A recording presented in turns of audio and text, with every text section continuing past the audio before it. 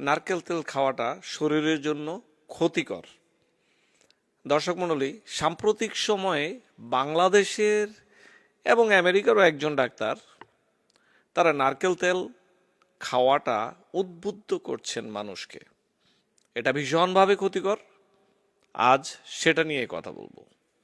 আমি জানি আজকের এই ডিসকাশনের পরে এই সাহেবদের মুরিদরা ঝাঁপিয়ে পড়বেন। আমি বলবো একটু ধৈর্য ধরুন। আপনাদেরকে খুব সহজ বলি, গুগল করেন coconut oil is harmful for body or not, তাহলেই হবে। নাহলে এআইকেও জিজ্ঞাসা করতে পারেন, অসুবিধা নেই, চ্যাট জিপিটি। আসুন এবার কথা বলি।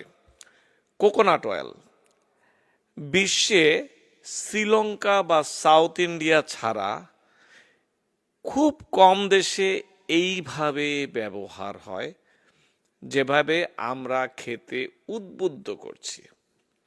এখন কোকোনাট অয়েল বা নারকেল তেল কেন রেগুলারলি খাওয়ার জন্য উপকারী নয় সেটা বলি।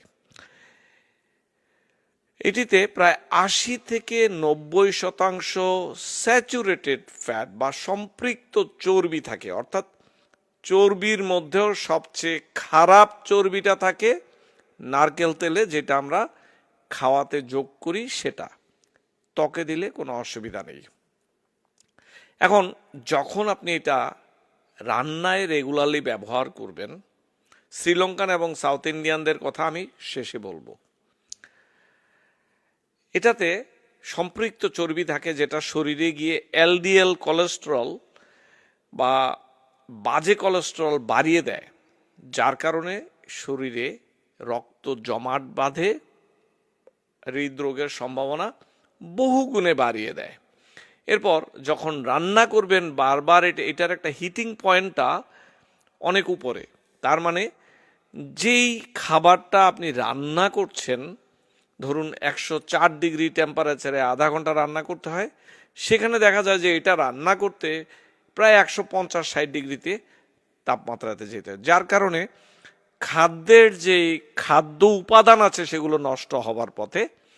এবং এই রান্না করার ফলে এইটির মধ্যে প্রচুর ফ্রি রেডিক্যাল তৈরি হয়, এগুলো শরীরের জন্য খারাপ।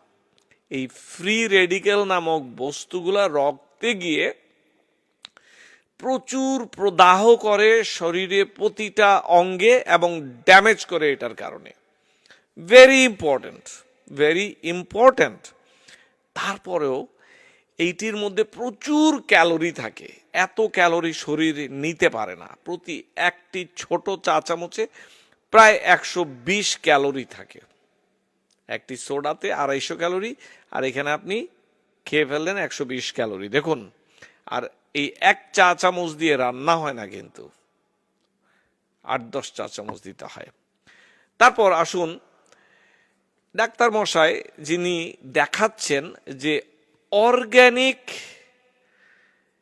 নর্মাল টেম্পারেচারের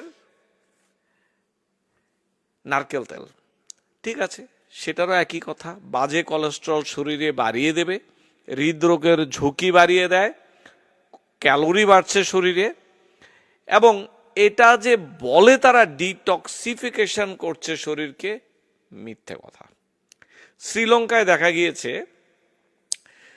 যে এদের হৃদরোগের যে প্রোটেক্টিভ ইফেক্ট বলা হয় সেটা কিন্তু নয়। তাদের হৃদরোগ ঝুঁকি দেখা গেছে যে সাধারণ মানুষ অন্য দেশের চেয়েও তাদের একটু বেশি, কিন্তু তারা কাঁচা যে নারকেল সেটা বেশি পান করে। আচ্ছা, কাঁচা আর এই তেলের মধ্যে পার্থক্য আছে। কাঁচা যে নারকেলের রস না ডাবের রস, এগুলোতে সুবিধা হলো এটাতে প্রচুর আঁশ থাকে, শরীরে ওইভাবে এটা শোষিত হয় না ন্যাচারাল ফাইবারের কারণে। আর আপনাদেরকে যেটা শেখানো হচ্ছে যে organic virgin coconut oil highly concentrated. আমি আবারও বলছি, আপনাদের কাছে অনুরোধ, একটু জিজ্ঞাসা করুন এই লাইনে যারা হৃদরোগ বিশেষজ্ঞ আছেন, শরীরের জন্য কতটুকু এটা নিরাপদ, তারপরে আপনারা এই পথে হাঁটবেন। শুধুমাত্র লম্বা লম্বা বিজ্ঞাপন দেখবেন দালালদের মাধ্যমে আর এটাতে ঝাঁপিয়ে পড়বেন, নো। পৃথিবীর খুব কম দেশেই নারকেল তেলকে এইভাবে খাওয়ার উপাদান হিসেবে ব্যবহার করা হয়। Once in a blue moon, মাঝে মধ্যে সেটা হয়তো অ্যাকসেপ্টেবল, বাট এইভাবে নয় যেভাবে আপনাকে উদ্বুদ্ধ করা হচ্ছে। ভালো থাকুন।